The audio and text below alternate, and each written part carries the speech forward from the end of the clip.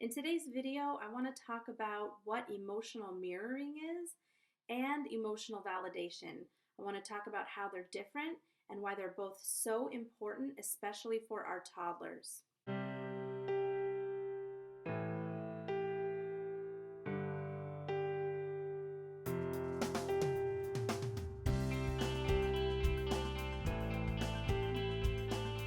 Hi everyone, welcome to my channel. I'm Mandy J.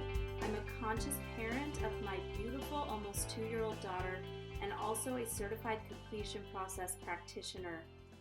So what is emotional mirroring? Emotional mirroring is where we reflect back to our child accurately the emotion that they're experiencing. So if something made them sad, we'll say, "You're sad." Or if something made them angry, we'll say, "You're angry right now."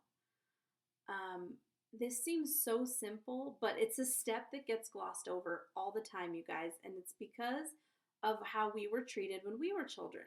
This emotional parenting thing is a new concept, so most of us were not treated this way.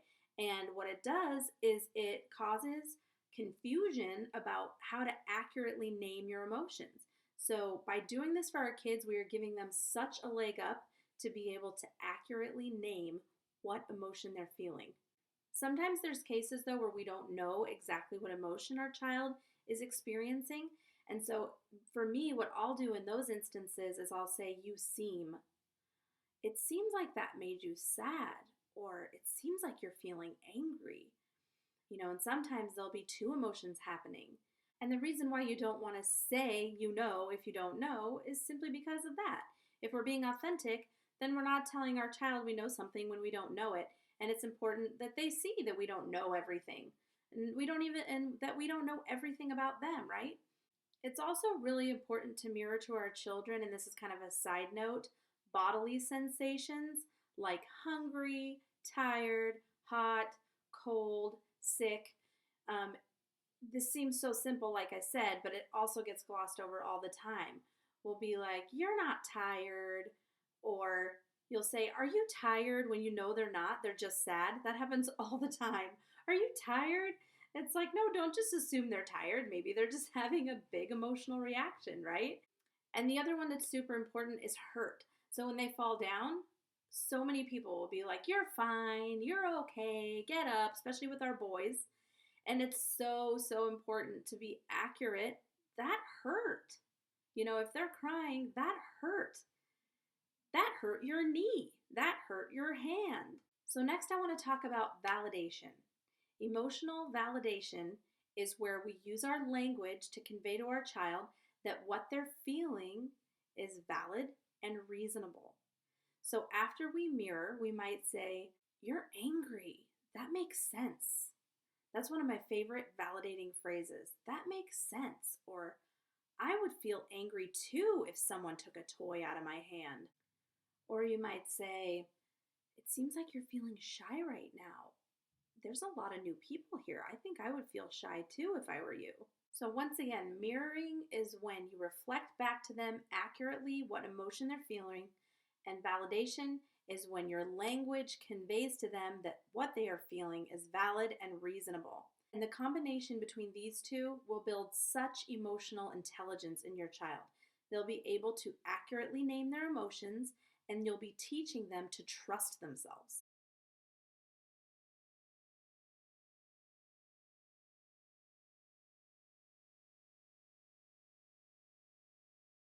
I also want to talk about some common ways that we invalidate children's emotions and what this means from the child's perspective.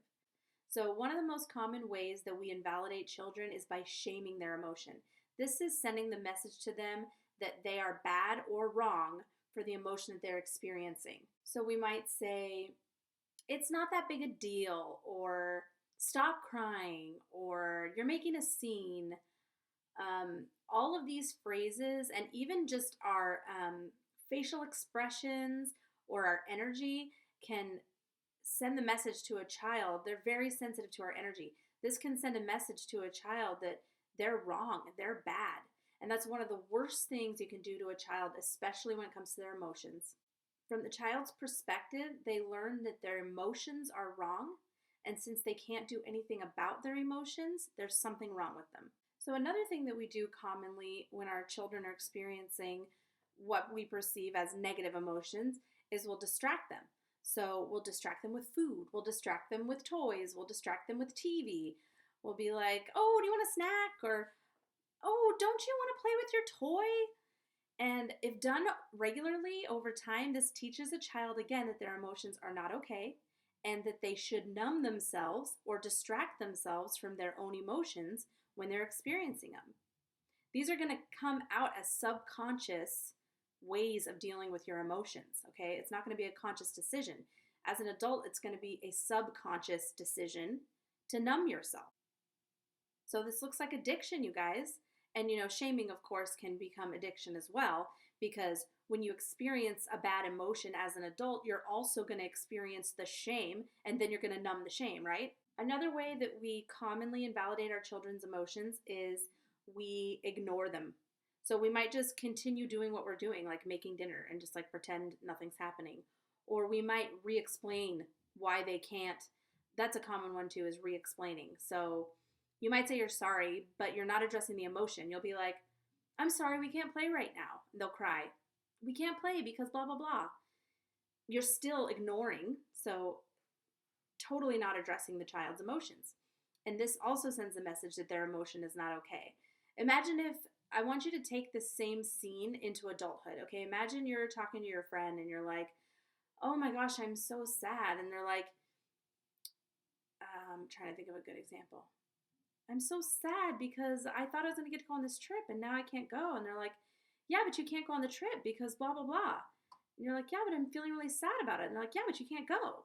It's like when you transfer it into adulthood, it's like shocking that we're doing this for our children, right? It's like you're not even addressing the emotion. So what a child learns when you regularly ignore their emotions is that their emotions don't matter. And this is just more emotional suppression, right? As an adult, they just go, well, that doesn't matter. I'm sad, I'm angry, but it doesn't matter. No one's going to care, right?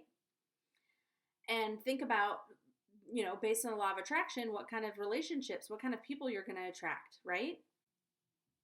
And the last one I want to talk about is emotional abandonment.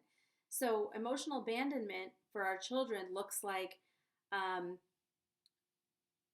let you have your feelings and leaving. Or I don't know what to tell you, which is kind of shame too, but it's both. It's emotional abandonment and shame.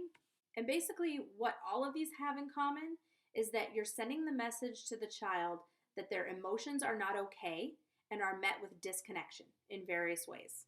Through mirroring and validating, you're offering unconditional connection.